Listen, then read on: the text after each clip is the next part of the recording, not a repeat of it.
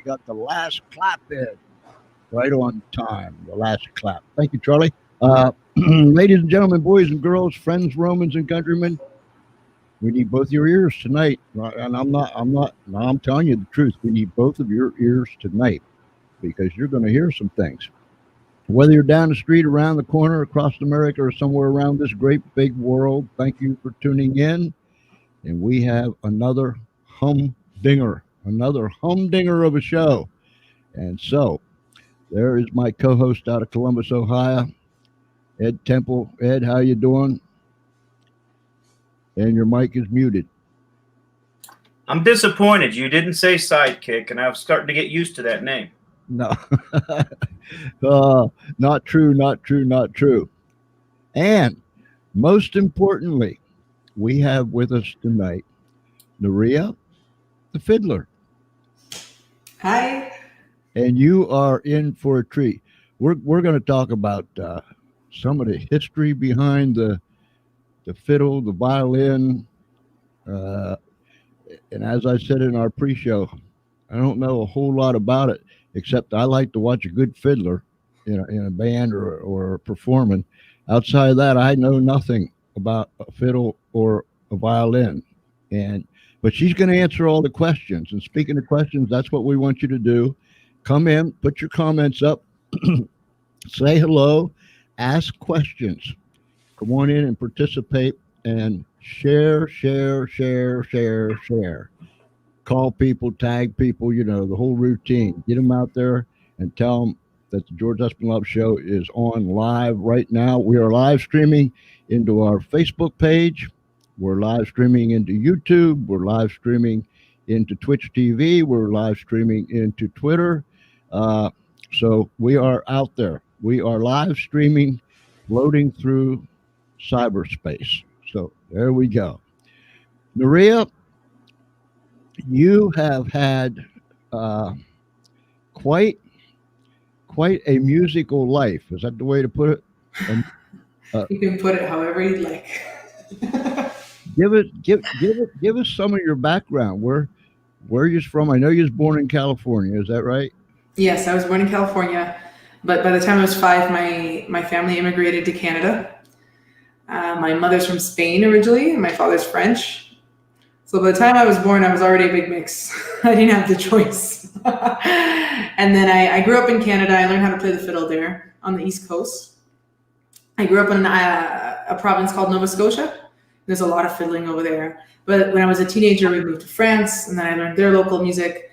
And then I traveled the world for about a year when I was 21, and I ended up in the Middle East, and I lived there for 6 years. And I fiddled for those 6 years in the Middle East. And then I ended up somehow moving to Castle Rock, Colorado a couple of years ago. So when you say I'm just fiddling around, that you're literally just fiddling around, right? Well, it is my job. Even I take it seriously, but not too seriously, right? But yeah, I've been teaching how to play, and I've been performing. I have an album. I've been super lucky to play on 4 continents: Africa, Europe, Asia, North America. Played for audiences I have no idea what I'm doing, and audiences that really know the fiddle. So I'm lucky to have a nice. Wow. So you played for some dignitaries in the different countries, and you played for regular people. So yes. you kind of hit the whole spectrum. What's some of the dignitaries that you played for? So I played for the Sheikh of Dubai at the business awards that were hosted in Dubai. Him and the whole royal family were there.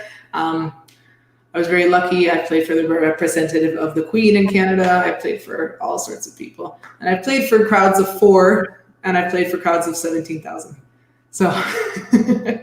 Wow. So I understand you picked up the fiddle at age 8, or the violin at age 8, and then Yes. Then at age 9, and then at age 10, you got your first gig.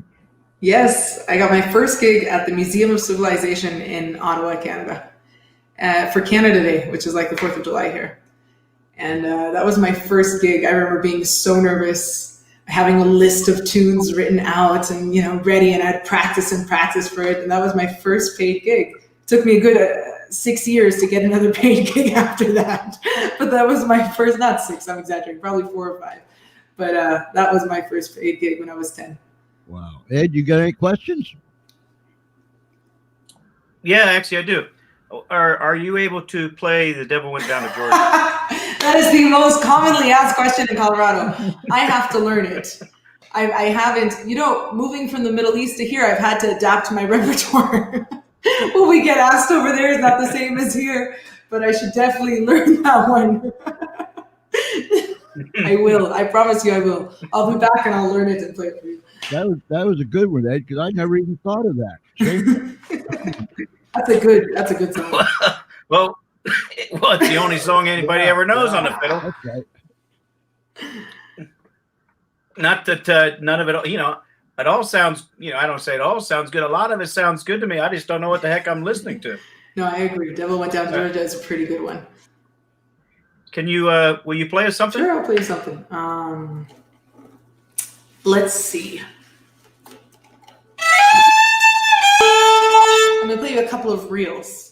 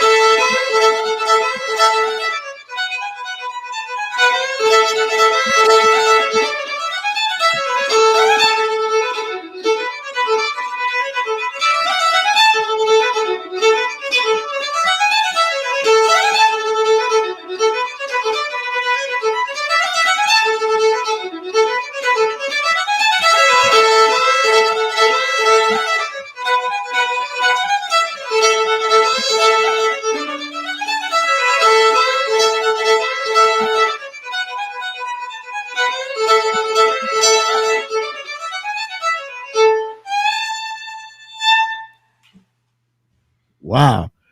That made me want me to stomp my foot and clap my hands. Me too. I usually stomp my foot. I don't know if you could hear it, and I stopped because I thought maybe it's going to sound like pounding. They're going to think somebody's doing construction in my house. No. Wait a minute. So just to be clear, you're French.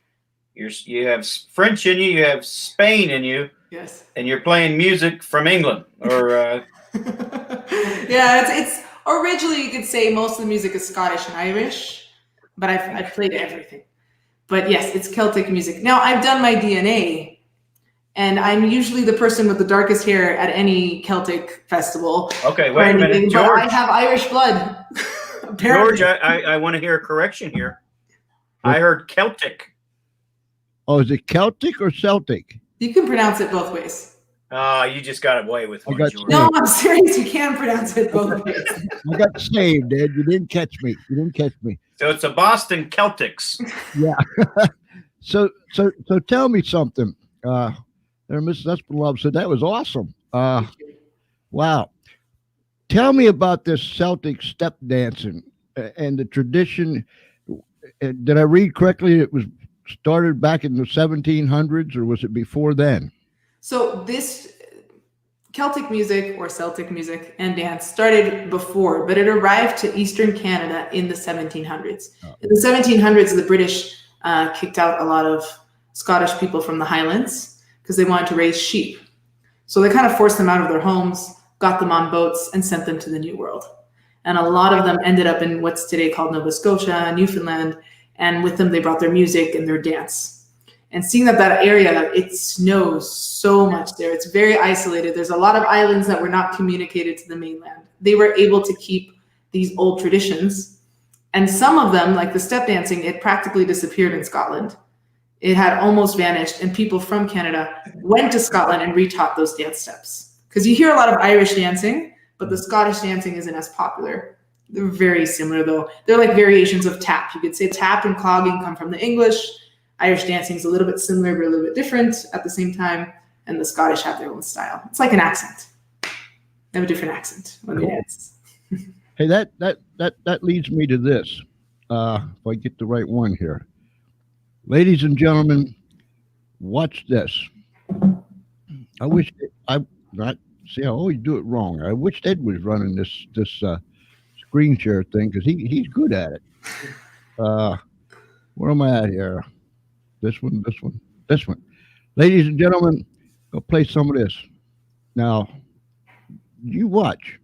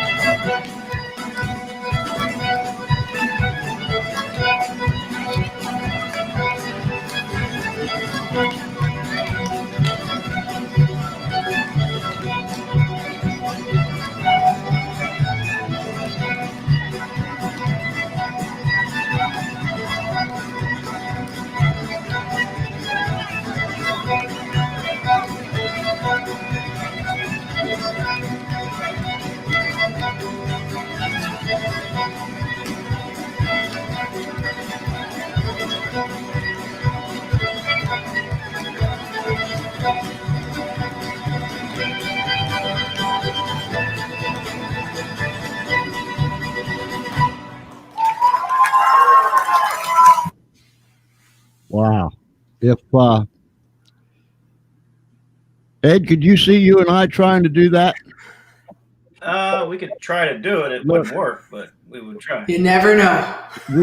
We would let the violin or the fiddle over to the side. We'd just try to do dance steps. We'd probably get all twisted, combobulated. What do you think?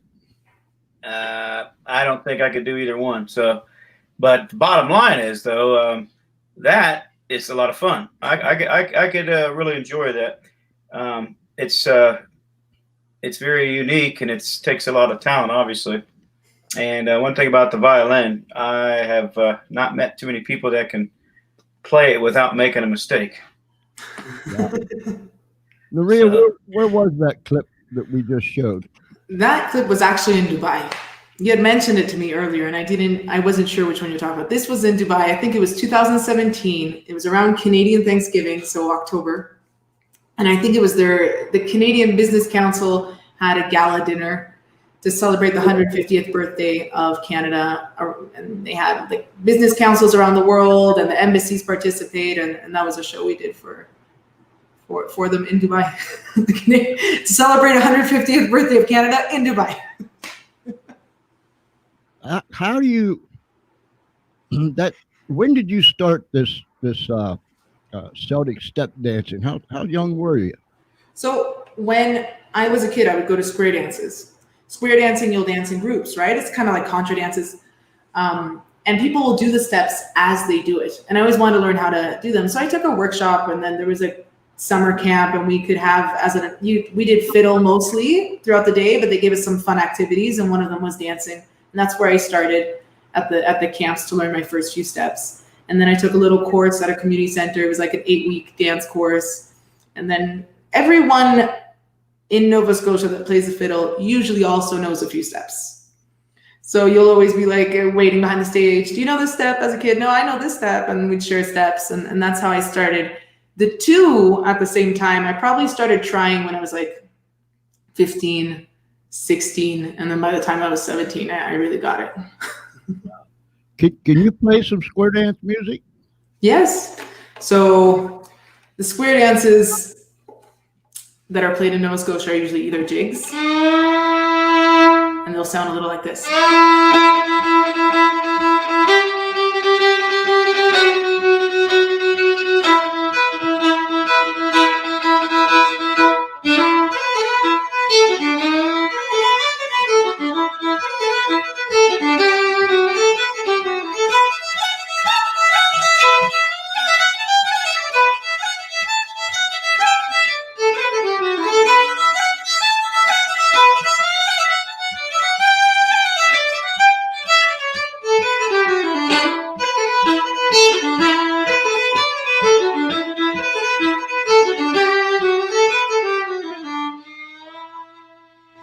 So we usually dance to these, the jigs, or reels that are a little faster, like what I played before.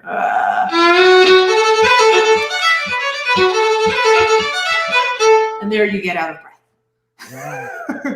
When you dance that one, that's it. You need a little break. Could you tell us the difference? And I asked you this morning. What's the difference between a fiddle and a violin? It's the same instrument. We got 4 strings, sorry, this is mirrored, a bridge, a bow. It's the exact same instrument. It's the way we kind of play it. And I think it's also the culture that comes with the way you learn it. So for example, I did not learn how to read music right away. I learned by ear. I never used a metronome. You know, there's like these little machines that kind of look like this, or there's a bunch of them, and has a little click. It goes click, click, and you're supposed to follow it. We just tapped our feet. You tap your foot to the beat, and that's it. And either if you're not doing it right, people won't dance. That's our metronome. So it's a much more folk and, let's say, informal way of learning, as opposed to going into a school and passing tests and learning to read music and following the rules. There's a lot of, when you play fiddle music, there's not one way of doing anything. Everyone can give it its little flavor, right? So a lot of times I have books, for example, I'll teach workshops on certain types of fiddling, and people tell me, well, the music says differently. Well, nobody's going to play it like the music, because that would be boring if everyone did it the same way. So the instrument's exactly the same. There are some small differences now. People are trying to adapt them a little more, make it easier. For example, we play a lot of double strings.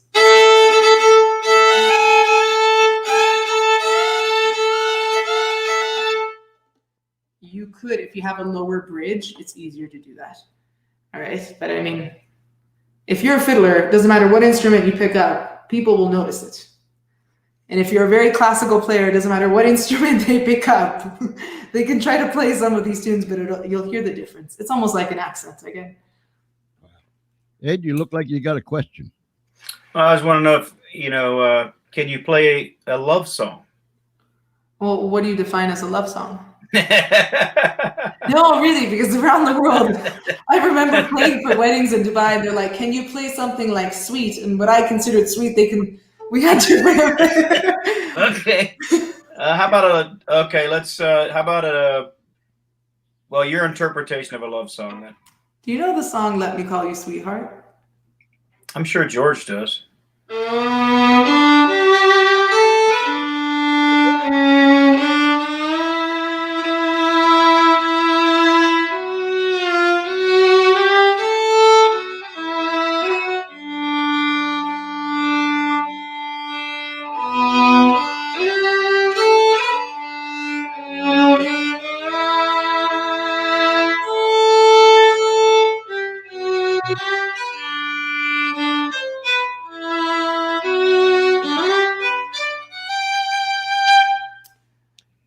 Probably, I don't know if you would know this, but in Europe this would be considered a love song. It's called Bésame Mucho. Have you heard of this song? Mm.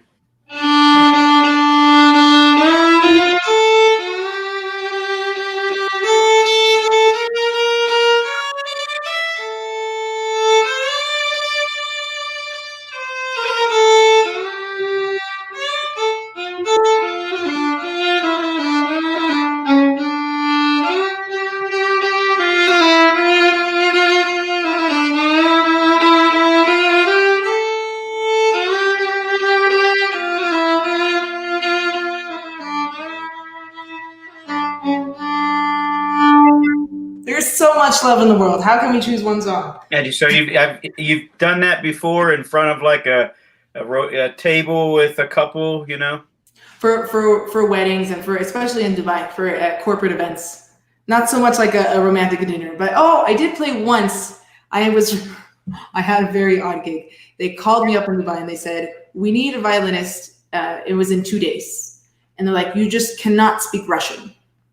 I was like, "What? Do you want me to send you videos?" And like, "No, it's fine. If you play the violin, you're fine. You just can't speak Russian." So I got to play. It was a romantic dinner for the son of a very famous politician who I don't know who it was from Russia. And he rented an entire beach, hired and paid for fireworks. Everything was private, and it was his girlfriend's birthday. And I had to play. The only condition was that I couldn't understand what they were saying, which was fine because I didn't care.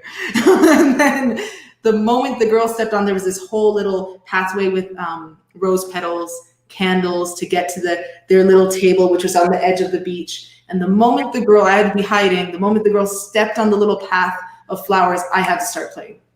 And I played the song, I remember. I had to start playing the moment she walked, and I could not stop until she sat at the table. So I have had these occasional situations. How many languages do you happen to speak? So I speak Spanish, French, and English fluently. I learned it since I was a kid. I can read and write it. And then I speak a little bit of Italian. I don't speak it well, but I can hold a conversation. If I'm lost in Italy, I think I can find my way. Mm-hmm. And I know random words in Arabic. I can't speak it, but I know enough words. I taught high school music there and elementary school music. So I had some words to be able to deal with the kids and tell them to stop, sit, listen.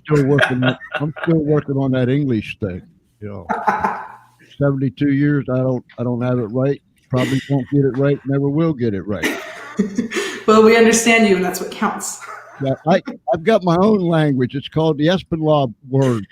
Well, that sounds like a difficult language. I make my own up as I go along. So, he tricked his wife into marrying him. Yeah, the scary thing is most people understand me one way or another. I don't know if it's like my body language or my speech, but ladies and gentlemen, check this one out. Oh, there I go again. I got to start it down here. Oh my! I wish you was operating this thing, eh? Check this one out.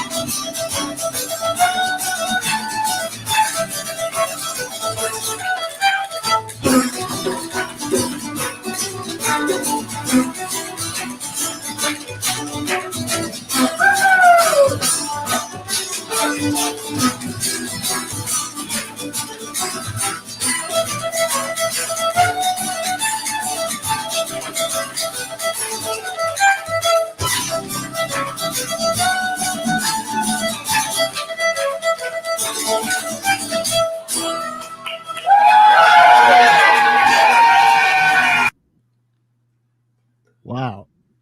Well, where was that done, Nerea? That was in Los Angeles. You're bringing back a lot of memories. This was probably 10 years ago. I was really young in that video. Wow. Wow. That was actually in South Pasadena in California. South Pasadena. The pub is called the Griffins of Kinsale, and it's still there if you'd like to go see it. Man.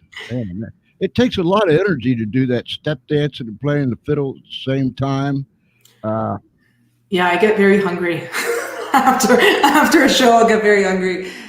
It's just a habit too. I mean, some people run, some people lift weights. This is my habit. We were talking this morning about how far back the violin or the fiddle, whatever you want to call it, how far back it goes. And I ask you, was it in biblical times? Do we know that? Ed, you might know that.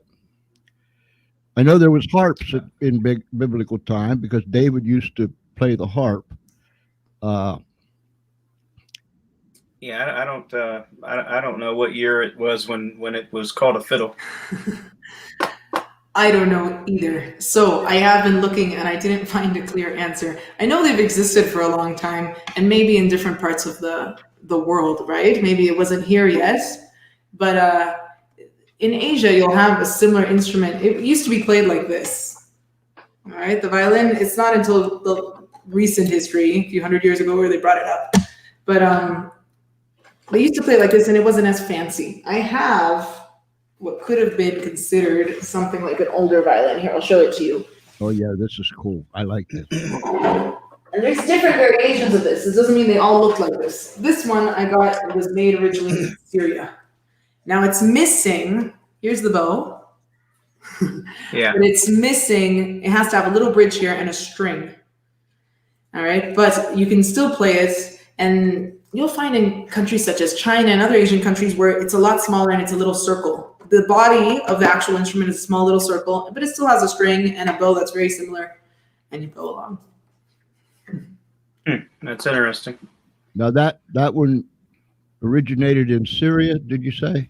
Yes, I bought it when I was in Dubai, but it originated in Syria, and they're called a rabab. It has a different name now, but this is where violins came from. It's called a rabab. And then the Chinese ones are called erhu, and you can find these also in Saudi Arabia. You can find it in so many countries in the Middle East. And it's, I don't know what, animal skin with wood. And then the bow, I'm sure a lot of you know this, but the bow is usually made out of horsehair, and this one is too. And it works on my real violin.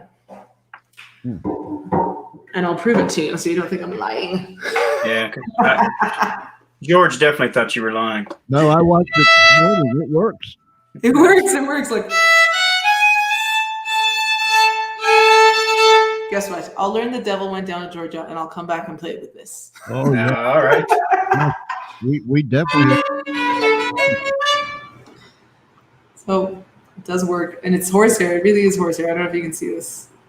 Tell us the story about where you were with your luggage, and it was all in your car. And So the reason why this is missing, this rabab is missing a string and a bridge, is because I moved here on Labor Day. I landed in Los Angeles Labor Day of 2018. I had sold and donated and gotten rid of most of my stuff, squeezed everything in a few luggages, and rented a car. So we flew from Dubai, we stopped in Saudi Arabia, and then all the way to LA. It was like 30 something hours of travel. Rented a car in LA to drive all the way to Colorado. And I had an obsession with seeing Vegas. My mother told me there's no point. I moved with my mother. She goes like, there's no point in going to Vegas now. You know, let's just move. I was like, no, I really want to stop in Vegas. I got really sick on the plane. So sick that I had a high temperature the whole trip. And when we arrived to Vegas, I did not empty the car. I left everything in the car. A rented car, by that fact. So the next day I woke up and I was going to go and pick everything up, but I didn't have the energy. I was too sick. They had broken into the car and robbed everything. There was 75 pounds worth of music books. That's the only thing I kept. I didn't care about my furniture, my clothing. I had 75 pounds worth of music books and sheet music. I had the first piece of music my teacher ever gave me. I had all those papers. I'm the person that never throws out music. And yeah, it all got robbed. I was lucky this was with me. And my purse, my passports, which are the important thing. But I had 2 boxes that were being shipped. And this got shipped over. But the bridge and the strings were in the luggage. So it is what it is. It's good. It was a clean slate. Start new, start fresh. And you know, the music in the end, they can steal the music, but it's still in here. And I just pray that whoever, you know, stole that learned to play the banjo or the fiddle, because if not, it was useless. so you have that with no string attached. Is it possible to find the string and the bridge? Definitely. But yeah. I'd have to get it from the Middle East. And it's something very specific. And now there's not a lot of people traveling from Syria due to the war. And and the closest country to Syria is Lebanon, and they just had the explosion. It would be a little tricky to, someone would have to spend a lot of time on me, and I'm sure they're busy doing other things. But I think I could get it. It's just not something you can go on Prime, Amazon Prime, and click, and it's at your house. You have to do a little more effort. My wife put this up. Psalms 154, praise him with stringed. So that's more than one. Praise him with stringed instruments. I guess she answered your question. Yeah. So there we go. There we go. And the history of that. You have students, and you teach what in 2 different places there in Denver, and then you do home teaching also? Yeah, I teach in people's homes, and I teach in a school in Denver, and I teach online. I was teaching online before the pandemic, so I was a little bit lucky that I already knew how that kind of worked. But obviously things keep changing here very quickly. I also teach workshops. So for the summer I took a break, but about once a month I'll teach a fiddle workshop on Zoom. So people can come in, join online. I'll send the music beforehand. I'll make a video so they can hear the tune, and then I'll teach it to them step by step. And it's like a big group. The most people I've had online at the same time is 45. I'll mute everyone.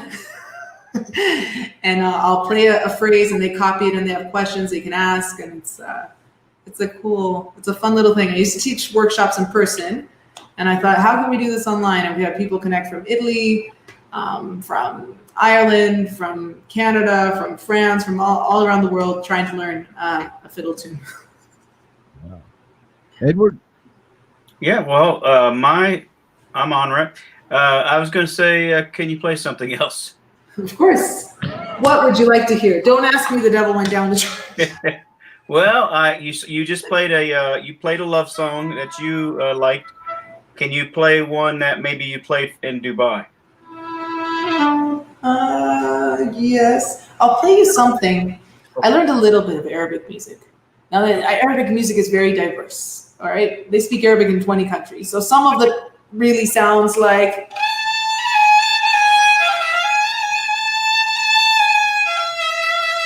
it sounds like snake charming music from Aladdin. Some of it does, but some of it really doesn't. And the next one I'll play you doesn't sound like it at all. It's called Addis Gendes. It's a Lebanese song.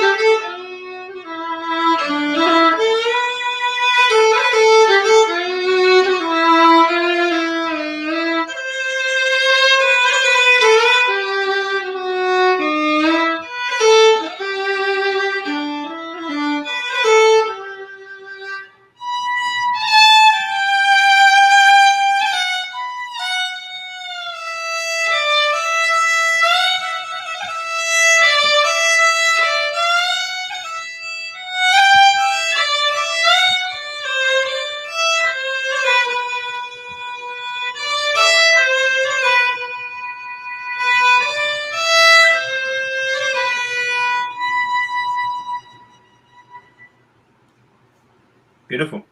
Thank you. Thank you. I haven't played that in a long time. There's a question for you, Nerea. Do you know any hymns? I only know Amazing Grace. That'll work. You want to hear Amazing Grace? Yeah. Yeah.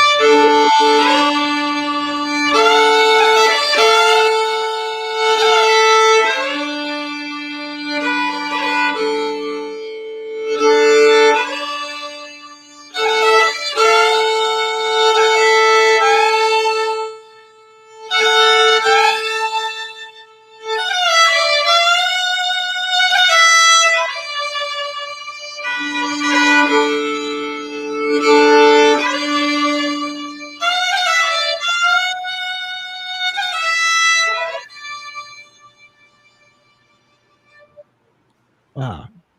Have you ever played with like a full orchestra behind you, or Behind me? with you? I have played with a folk orchestra. There was a festival that they made in Europe at one moment. It was folk orchestra. So instead of it was more concentrated on folk music than classical music. And then I've played with bands, like large bands or groups of maybe 10, 15 musicians. Not very often, as you have to be able to pay all those musicians. So I'll usually have like between a duet or to 5 people maximum. But I have played with a folk orchestra once. I'm trying to remember when I spent one summer playing in Lebanon. I played exactly on the port where everything exploded recently. There was a part of the port that was waterfront, and it was very chic with restaurants and theaters. And so there was a theater there, and I played on there, and we had a band of probably I had 8 people, but artists in total that performed there every night was probably, I don't know, 50 different artists every night. So There was a video clip, and I'm just trying to find it. Was you an Afghan? I was not in Afghanistan. Okay. So in the desert, not far from Dubai, there's a city called Al Ain, and I went to a camel market. I was actually just doing tourism, I went into a mall for the AC because it's 130 something degrees over there. So I was walking, it was really hot, walked into the mall and I said, where's the camel market? I can't find it. And they're like, it's just right behind the mall. So behind this massive mall, there's a camel market. And who takes care of the camels over there are generally people from Afghanistan, from other countries as well. But they're a very large group of immigrants. And I was just walking around seeing camels for the first time in my life, right? Had the fiddle on my back. And one of them came up to me and pointed to the fiddle, right? He's just pointing and he did this. I'm like, you want me to play? And he goes like this, come here. Like we weren't speaking the same language. And he had taken a pillow. He had given me a pillow that they had to rest on so I could sit and play on the pillow. I now know that in Afghanistan, people sit on pillows when they play music. I didn't know that. But I'm like, no pillow. And I played them a tune. And then all of the people that took care of the camels, there was hundreds of camels there, came running. And they were all from, I didn't know where they were from. I didn't know, that was my first, I had been there for 2 weeks. I had no idea what was going on. We didn't speak the same language. And when I left, they were clapping and dancing. And when I left, I said, where are you from? And he replied, Afghanistan. I was like, thank you. Nice to meet you. Hey, you sure his name wasn't Espinlab when he was doing all them signals and stuff? You might have, I don't know if you were pretending to be them. You might have shaved off the beard. He might have been a cousin or something. I don't know, but that's kind of like Espinlab talk, you know. I almost went to Afghanistan a couple years later, but for a lot of reasons chose not to. I got the visa and everything, and last minute I didn't go. It's a shame, though. Wow. Is it difficult now? Kids pick this stuff up much quicker than older people, but all in all, on a scale of 1 to 10, is it hard to play that instrument? I mean, it seems to me that's somewhat difficult. It is considered a harder instrument to play by many. Now, this is the only one I play. I've dabbled with other things, and for me, this has been the easiest. I don't know why. A lot of people say it's harder because your bow is doing one thing, and this is very sensitive, and your strings are very sensitive. And if you compare it to cellos or basses, the separation between strings is very small. So you easily end up going and hitting all the strings. You have to be, it's very detail oriented. Now, I have a student, she started, I don't know how old she is, but she's an adult. She already has a grown son, and she started playing the fiddle. She started taking lessons with me. And she's now tried to play, I don't know how many other instruments, the mandolin, the piano, the flute. And she told me, this is the easiest instrument. So I really don't know. People say it's harder and you should start learning at 5. I didn't start till 8.5. I met a man once in Nova Scotia who started playing at 75. And he played until he was 99 until he died. George, there's still hope. I guess there is. Was he good at it? Yes, and I remember playing with him when I was a kid. There was something called the Cape Breton Fiddlers Association, and it was just fiddlers that came together once a month to play together. And it was 5-year-olds to this man. There was a lot of people his generation.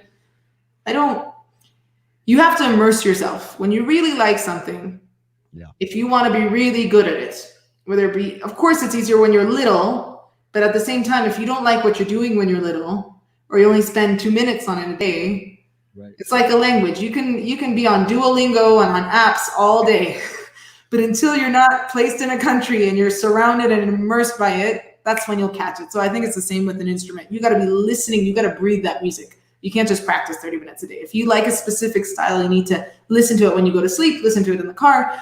You have to go to these events where you hear this music and then interact with people and play with people.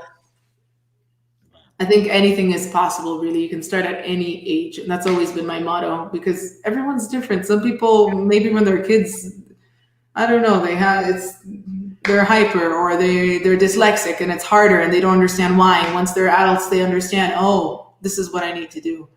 And I think you also have to find the right teacher. Everyone learns so differently. So maybe the way I teach one person, they'll think it's easy, but they'll have another teacher and think, oh, his approach is harder, or vice versa. So just because you like something, you take one lesson, if you think it's impossible, try another teacher. Maybe they just didn't explain it in your language. That's the way I see it. Wow.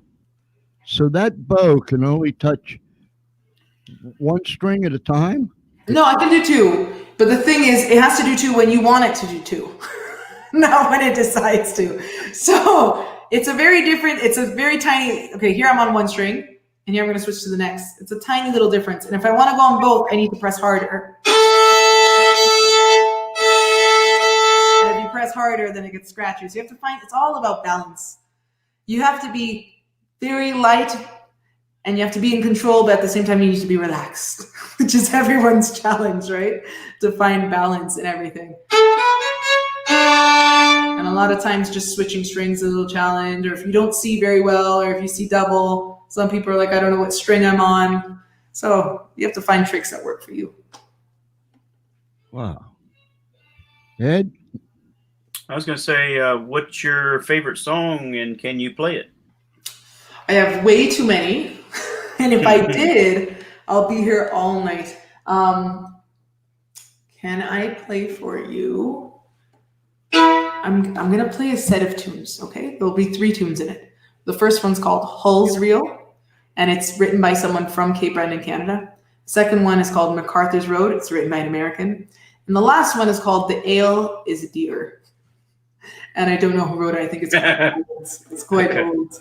All right. And I'll tap my feet, so if you hear a little bit of a boom, boom, boom, it's just my feet.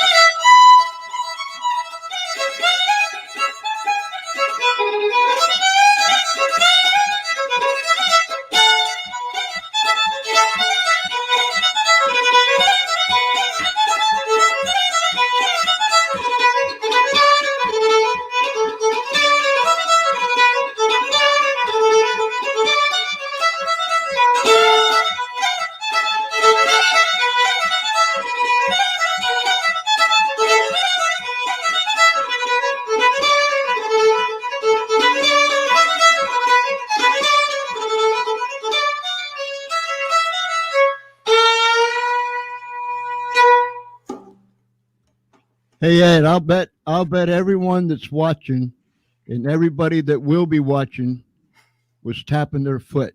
I hope so. I hope so. That's a natural thing, you know. I love it when you see kids just tapping away. That's what we should always do, and then we learn to just freeze. That's not, I think it's healthy. Whenever you hear music, if you're not moving, the music is really bad. Or we've lost our rhythm. I tell people that you need to tap your foot, snap your fingers, bob your head, and shake your booty. That's so true. If you tap your feet, snap your fingers, and bob your head, your booty will automatically shake. You won't have the choice. Yeah. George, thanks for the image. I'm ruined. Oh no, you're not ruined.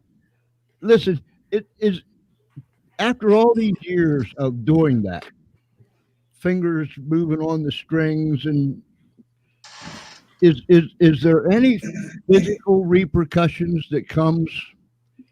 Like tennis players, they get tennis elbow. Other sports figures get this and that, and people that's doing the same thing all the time end up with carpal tunnel and all that. Yes. Does those same things happen in the music world to musicians? Yes, and I found out that there's actually a career, I didn't know this existed until a couple years ago, that you can be a doctor, you can be specialized in sports medicine. You can be specialized in musician medicine. Really? Yes. I don't know how many there are and how much money they make, but you can. I had a tendonitis. I believe, though, it's probably from other things that I did do, but they told me it was from the violin. But usually a violinist will get it more from their bow arm, and I got it on this arm, which didn't make much sense. But definitely, and I do something, so it comes back. It's like an injury. I used to do all sorts of things, and now I always have to think, okay, if I'm playing a show this week, I probably shouldn't do this exercise or this movement too much because I need to be able to play decently this weekend. So definitely, a lot of times I've had I'll be fine and then I'll play a lot for a week and all of a sudden my back will throw out and my arms and I can't walk. And people that know me well, like my mother, they can tell when I'm playing and I'm in pain. But you just have to take care of yourself, find alternatives. I did all sorts of things and nothing worked except for cryotherapy. So I go into this cold chamber and it's freezing and it's supposed to help inflammation and that's what I do. But definitely, and I've met other musicians that've had it too. And it'll just come when you least expect it. And what do? Yeah. Not play? Right. Sorry, no, I can't do that festival. No, you just play through it and then you find an alternative. You ice it. You take lots of Advil. You keep going. Like every other trade, take some weed, pop some aspirins, and that's here in the U.S. I was really surprised when I moved here that everyone just pushes through being sick. They just keep going. Yeah. And in other places, they're like, please don't come if you're sick. We don't want everyone sick. And here it's like, if you're weak, if you don't, push through your sickness. You guys are tough. I love it. You're like, let's do this. Rain or shine. Edward, in closing, what you got, buddy? Well, what I have is that I think we had a good time. That's what I'd say. So what the people that are going to turn back and replay this or what have you, how would they get in contact with you? I'm on Facebook, Instagram, YouTube. I'm always it's crazyfiddlelady, and you can always email me at Nerea, which is my name, thefiddler@gmail.com. I do shows. I teach all sorts of levels. I've done school programs. I've played in the middle of nowhere. I've played in the desert. I've played on boats. I used to teach a girl. Have you heard of the world's tallest building? Yeah, you mean in Dubai? Yeah, I used to teach a girl in that building, and we have videos playing in there. So I'll do whatever. If my fiddle's involved, I usually find a creative way to make things work and get people's ideas working. I'm trying to. I have an old album. It's no longer to print. It's now going to be vintage. How do you pronounce your name? Nerea. Okay. Nerea. Yes. Nerea. Okay, so we're going to butcher it every time. So that's fine. At least say it once. That's why there's the fiddler after, because that people can pronounce. And you don't want to see my last name. It's 10 times worse. So what is your? Oh, wait a minute. So is that French? So it's Basque. There's a lot of minority languages in France and in Spain. So there's a region called the Basque country. It's not a country. It's just a region, like a province or a state. And it overlaps from France over to the border to Spain. So you can find it in both. And yeah, their language, other languages in the area will be similar to Latin and French and Italian, and you'll have a little mix, but this language, nobody knows the root of the language. And we're not even from that region. My mom just really liked the name. But it's got an R in it. Yeah, it does have an R. But you pronounce it like a D. No, I just pronounce it softly because we have two R's. We have a soft R, and then if you have two R's together, then it's the R. Okay? But if it's one R, it's Nerea. It's not like R. Yeah, you got it. Nerea. Yeah, but when I try to do it, I'll really mess it up. Even when I don't try to do it, I won't get it right. But anyway, I'm not going to try your last name. Oh, that's easy. I answer anything. Yeah, it's like S pen lob. Lob. See, I said lobe. Yeah. S pen lob. Yeah. S pen lob. Yeah. But I've had it for 72 years now, and I still can't say it right. So don't feel bad. I just answered anything. Can I ask you two? Do any of you play music? Do either of you? Not any of you. I am not very good at it, but I play the trumpet. Oh, that's hard. Oh, Ed, you never told me that. So some night you're going to come on and play the trumpet? Just forget I ever said it. I remember trying. I had to teach band one year. I taught band one year because I was applying for someone, and I tried to make a sound. And the kids would make all these sounds, right? You make all these funny sounds at first. And I tried, and I was just as bad as the kids. You have to relax your mouth, and it would just. Oh, that was a challenge. I'm so grateful I'm not doing that again. What about yourself, George? Do you play anything? Pardon? Do you play an instrument? No. I play music. That's why I always put the musicians out there. I give them a platform so they can make my foot tap, my finger snap, my head bob, and my booty shake. That's Don't do the booty shake. Yeah. Oh, we appreciate it. Really, it was such a pleasure to come on here. Thank you so much for having me. It was so much fun, and I know this takes a lot of time and effort from your part. So thank you. It was exciting, and yeah, that worked out real well. You played the fiddle. We played some clips.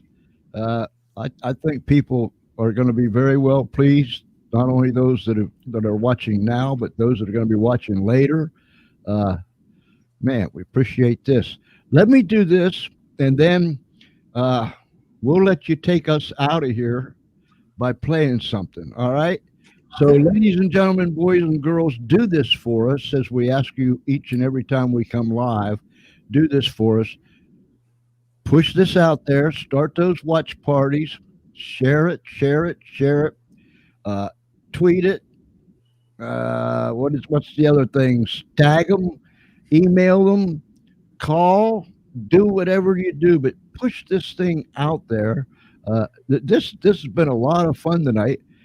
Ed and I, we got quite an education out of this thing, and very, very interesting. And we're going to have her come back because she's going to learn how to play. What is it? The devil went down to Georgia with this. All right. She's going to learn to play it. And when she comes back, she is going to play it. And, man, we'll all have to stand up and get with it when she plays that. But listen, whether you're down the street, around the corner, across America, or somewhere around this great big world, thank you so very, very much. I sure hope you enjoyed yourself as much as we did. And from me and Ed and all the gang here at the Funny Farm, we say thank you for tuning in, and I trust and pray that you'll be kind one to another, take care of one another. Don't ever be afraid to tell someone, I love you. It could possibly save a life. So until next time, and we got some super duper whooper whopper shows lined up. In fact, we've lined up a whole bunch of people today. Until then, I trust that God will keep you right in the center of his hand. And she's going to take us out of here by playing whatever she's going to play.